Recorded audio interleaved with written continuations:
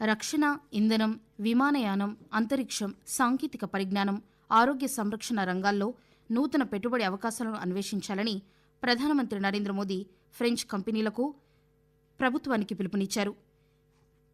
విదేశీ వ్యవహారాల మంత్రి డాక్టర్ ఎస్ జయశంకర్ కూడా ఈ సదస్సును ఉద్దేశించి ప్రసంగించారు.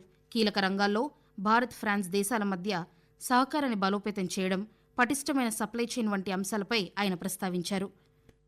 Our ties are trust-driven and value-based. They have developed a very high level of comfort.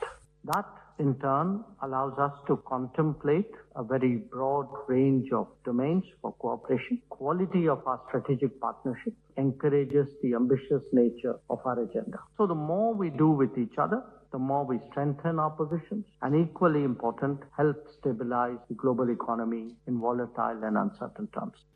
ఈ సందర్భంగా ప్రధానమంత్రి నరేంద్ర మోదీ నిన్న ప్యారిస్లో అమెరికా ఉపాధ్యక్షుడు జేడీ వాన్స్ ఆయన కుటుంబ సభ్యులతో సమావేశమయ్యారు. ఈ సందర్భంగా వివిధ అంశాలపై చర్చించినట్లు సామాజిక మాధ్యమ పోస్టులో మోదీ పేర్కొన్నారు.